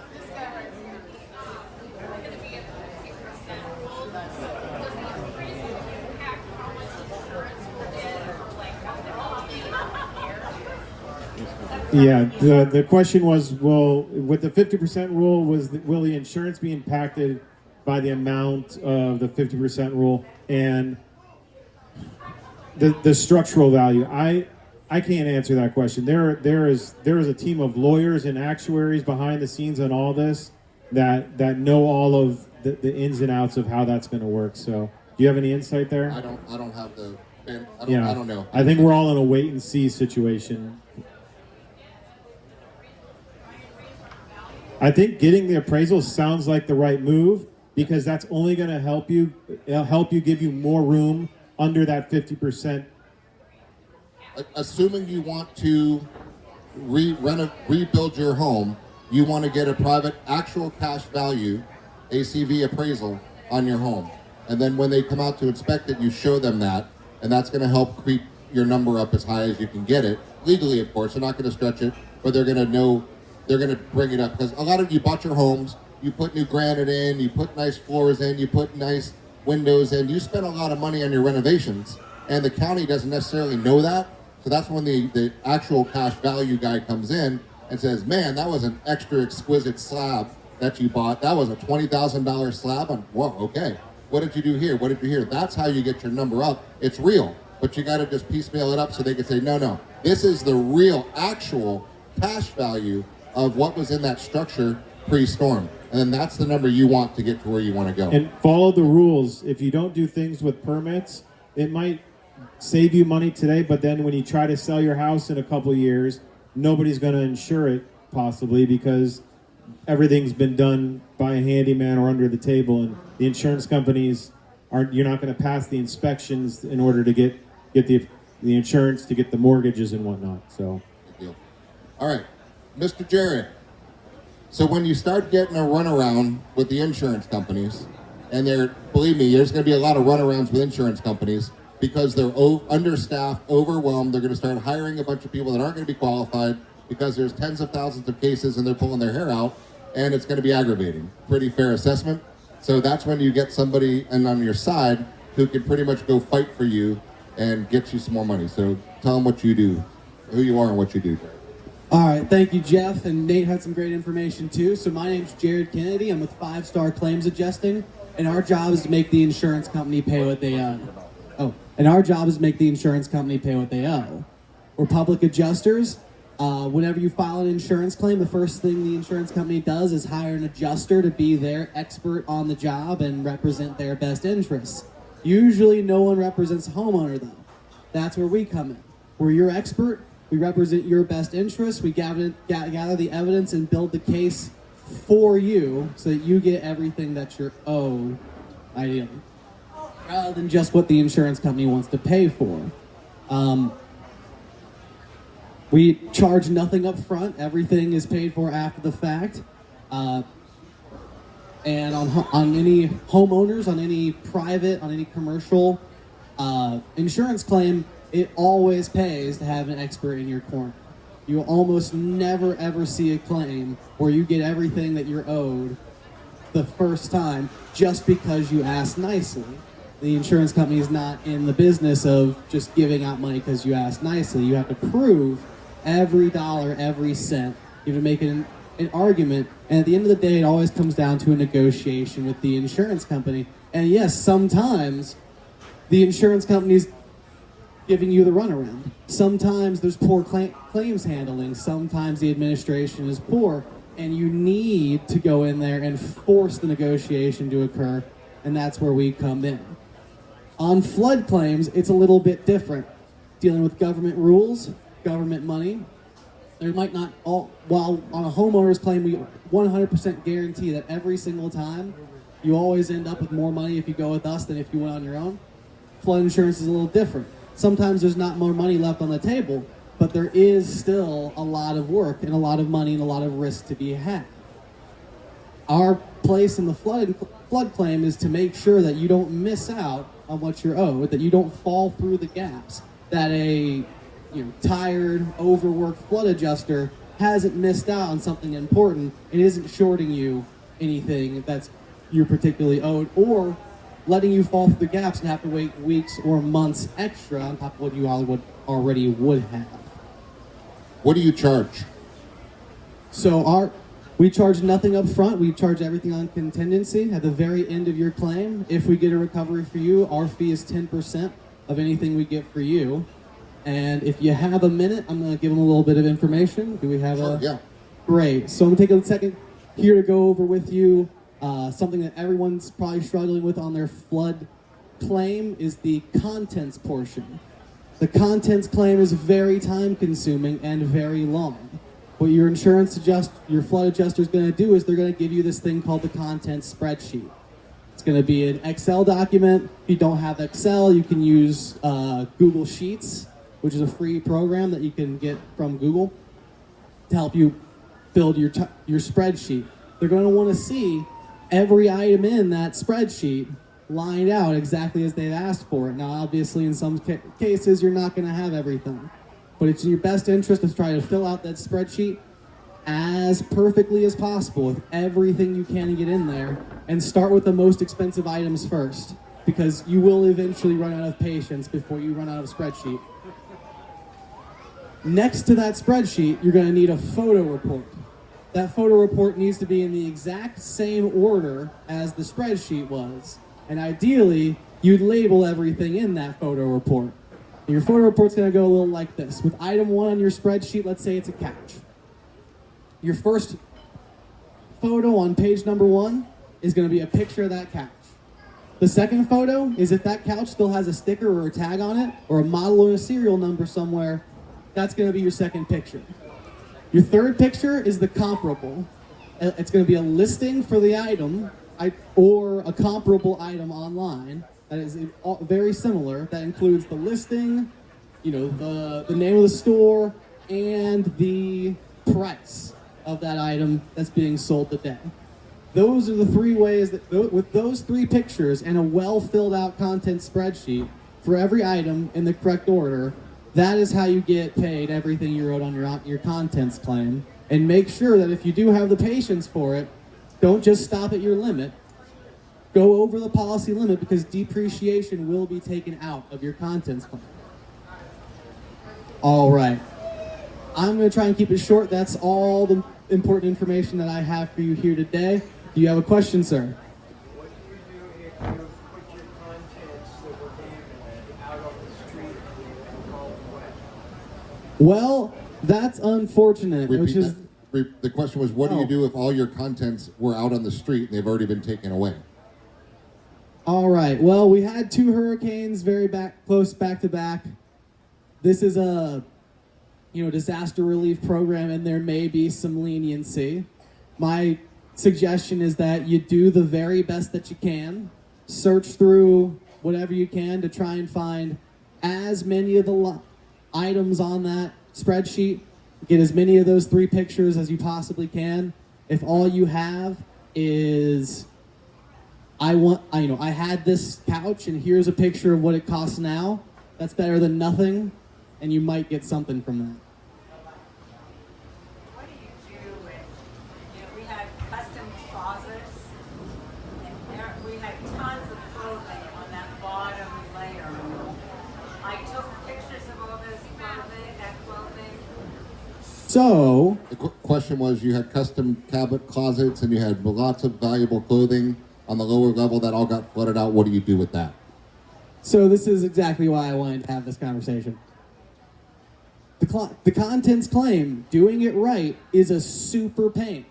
It is a lot of work to go item by item, and especially now that these items may have been hauled away or started to smell quite bad. It's unfortunate that I couldn't have had this conversation with each and every one of you a month ago, but for now, your best thing you can do is everything that you can do.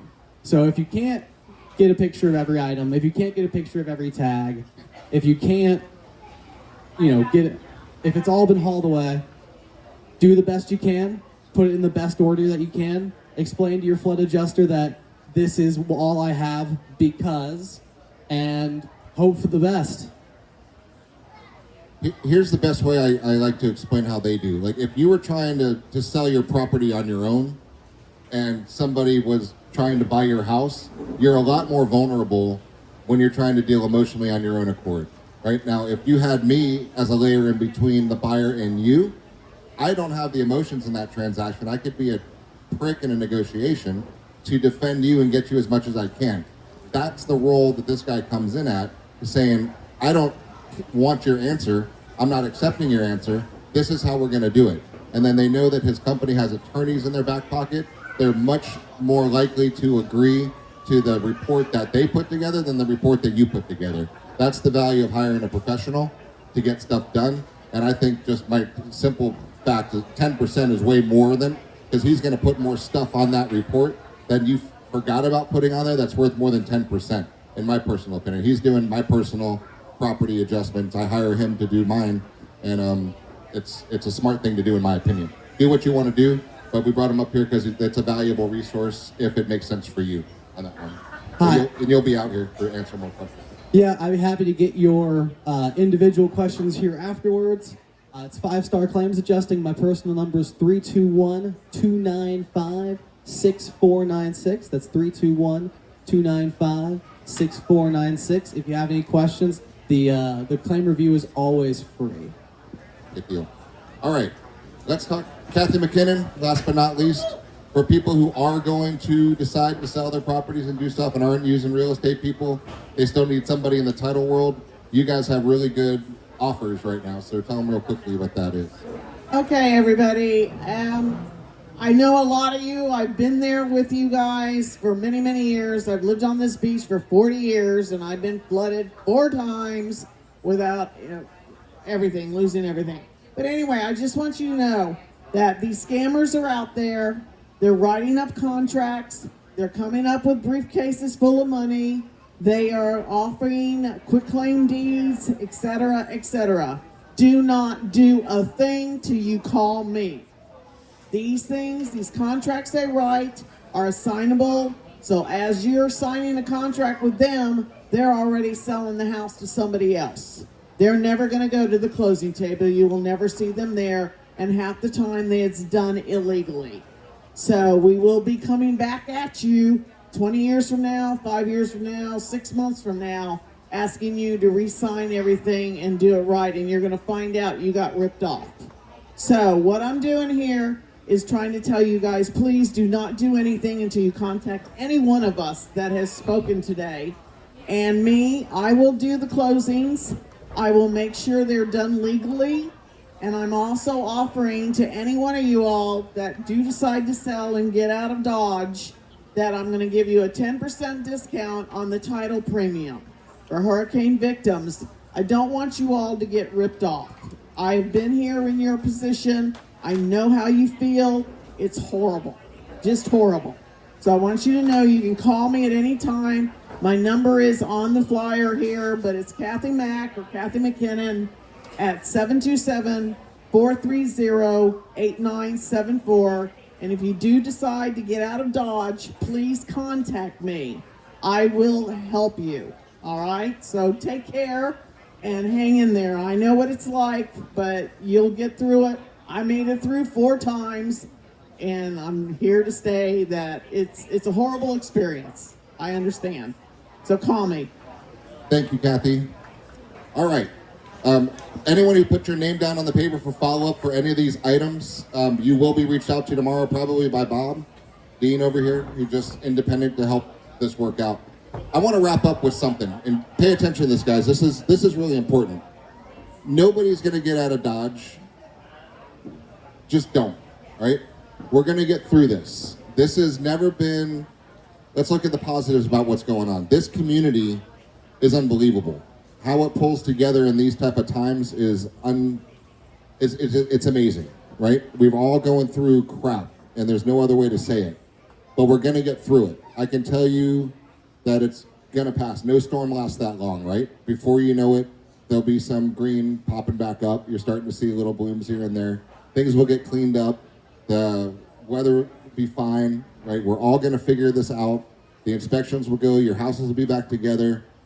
Their houses are going to, and I can just tell you from a value perspective, some good news. It's about 14 months from the date of an impact until values come back to where they were beforehand. And I can tell you that in about about 3 years from now, prices will be about double what they are today. It happens every time with every impact, everywhere across the board. So it's going to happen. So please do not please don't do anything. It's a proven fact. It works in every single impacted area. We will be that way.